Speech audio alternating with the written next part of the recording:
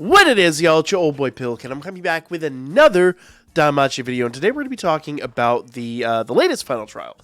The second one, technically.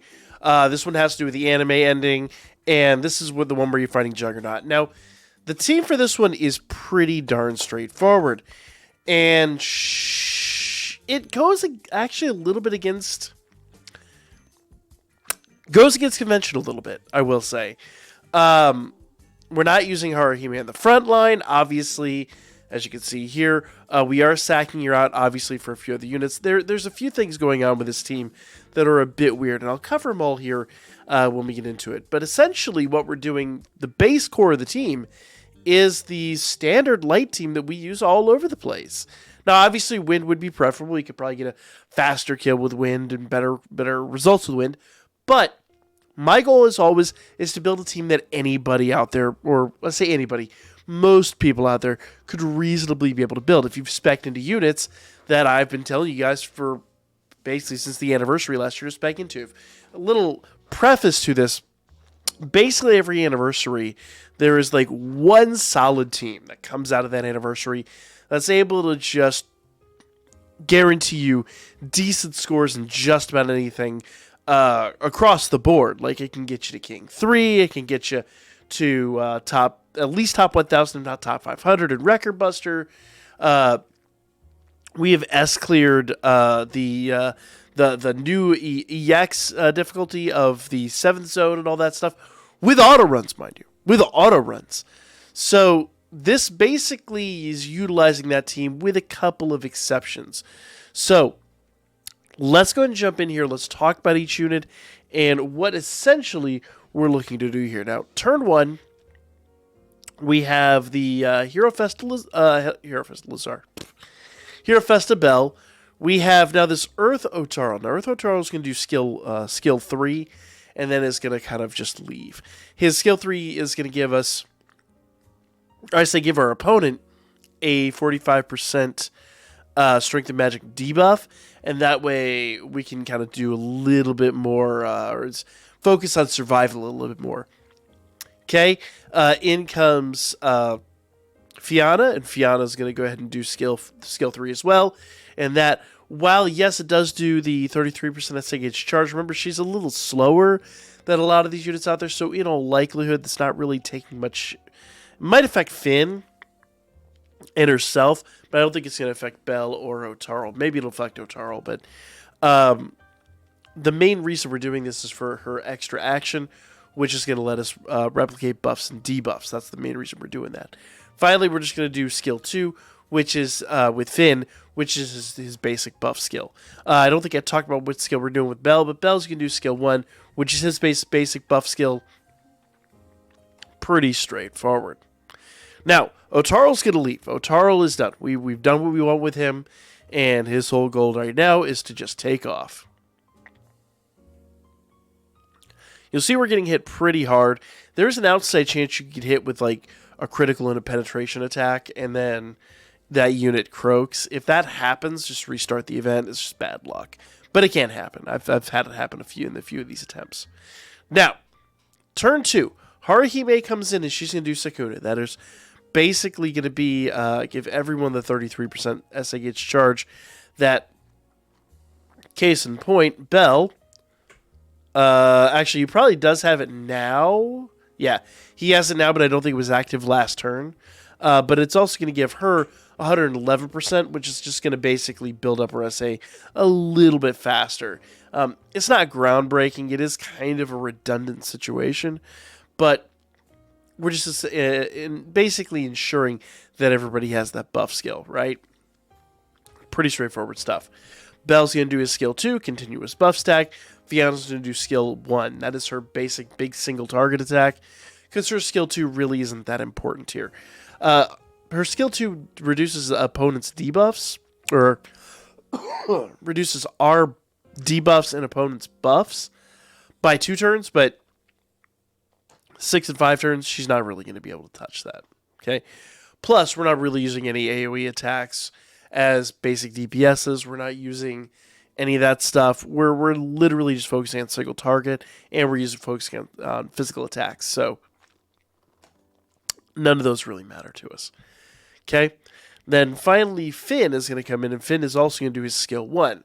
Why not skill 3? Well, we'll do that in a bit, but for now, we only really want skill 1 to do a little bit of damage. So, skill 2, skill 1, skill 1, skill 1. Let's go. And like I said, the whole situation here with Haruhime kind of... It kind of borders on the breaking convention. Because in a lot of these types of events, you would really want to focus on healing and things like that. But we actually do have some healing with this team. So we don't necessarily need to worry about that. Plus, with the buff replication, Fianna's going to be on top of that. So really, Haruhime kind of becomes a liability here. The other half of it is, if you try to build this team, you try to swap Bell for Haruhime. Excuse me. The big downside to this, you guys can't tell the reason I've been streaming is I'm still just getting over my illness here. The reason that we would not use Haruhime here is because if you do, by the end of turn 11, you're going to need like 2 more turns of damage. So getting rid of Haruhime is really going to allow us to utilize Bell to the best visibility. Speaking of which, we're going to just jump into his skill 3 here, and that is going to be his big single target attack. Lazar comes in, he's going to do skill 2, that's going to go ahead and start his buff stack. Everybody else is going to go ahead and just do their big single targets. Both Fianna and Finn are going to do their skill 1s. Pretty straightforward stuff. Now, the big thing we're working up to here is we want to focus on Finn's essay alone. A lot of times we want to do combo essays, but in this particular circumstance, Finn gets enough out of his essay alone, we don't really need that. It'd be nice to get Lazar's essay, but in my experience, it actually becomes a liability. We could do it, but the amount of damage we produce is not enough to offset how little damage he actually produces. So in this circumstance, we're just going to go ahead and do his skill 3. Now, skill 3 here is going to do a heal and do physical resistance debuffs. It's going to be really nice. So his skill 3 becomes really handy. We might use that a couple times here just to kind of get that healing back into play, okay? Bell's going to continue doing his big single target. Fianna's actually going to have to go back and rebuff this because we need that buff replication. And then now Finn does his essay. And Finn's essay is really important here. Now, it should hit for somewhere between 3.5 to 4 million. 3.9. What did I say? So it's a very good hit. Finn is literally our DPS in this situation. Finn is going to put in 90% of the work. And you'd think, well, Hero Festa Bell and all that. The reality is, Finn's a giant killer, right? I think Fianna is too. But Fianna's attack is an AoE attack. Lazar will hit pretty hard and give us the 100% light damage buff. But Finn's already got the 100% light damage for Collection Serves, doesn't he? Let's see. Let's go down here. Oh, light 70%. Close but aren't enough. So in this circumstance, the extra 30% really isn't worth wasting Lazar's turn. It'll actually drag this out an extra turn. So trust me on this one. We're just saying with Finn. I don't know why I thought Finn had a full 100%, but I guess not. Now, we're getting into the realm now where we need to start rebuffing extra actions. So with Bell, we're going to have to rebuff his extra action by doing skill 1. Lazar's going to go on to his big single target with this skill 1. Fianna's going to go back to her big single target, and so is Finn.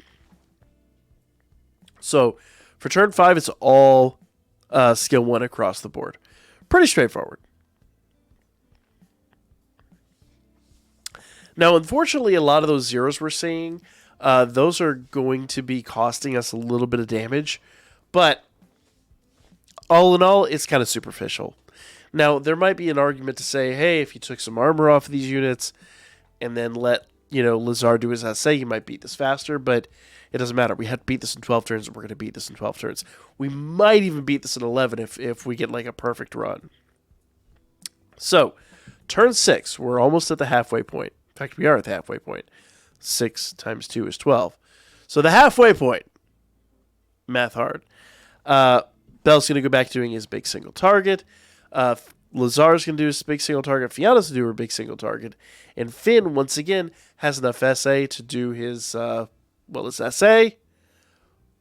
4.5 mil this time. So, fantastic hit there.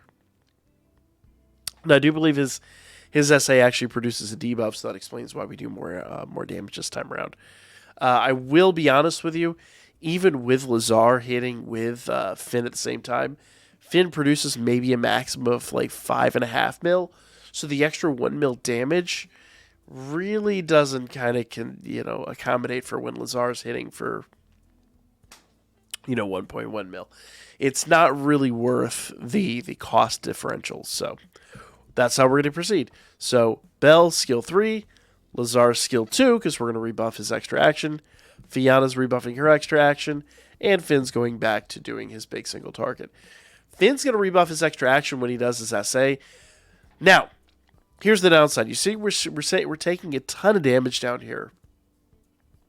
And that's because he recently got some buffs. He's really doing some damage. But we got some healing out there. And yeah, that a lot of that is just a function of both Bell's extra action and actually, I don't think the HP regen is in play anymore, is it? Let's see here. No, it is not. So I think it's mostly Bell's extra action. So once again, single target, single target, single target, and SA again with Finn. Pretty straightforward stuff, guys. I mean, hopefully you can see the pattern here. And you can see that our opponent is just falling off real quickly. Here we go. Also, that previous turn is kind of the reason I didn't want to take any extra armor off of anybody here. I didn't want to put myself in a situation where some of these SAs could wind up causing excess damage. Pretty straightforward stuff. Now, Bell's going to need to rebuff his extra action on turn 9, so he's going to do skill 1. Lazar's going to go back to his big single skill 1. Same with Fianna's skill 1. And Finn is going to go back to his skill 1 as well. Okay? Pretty straightforward stuff. Bada bing, bada boom. And on this turn, as you can imagine, we're going to do single target with Bell.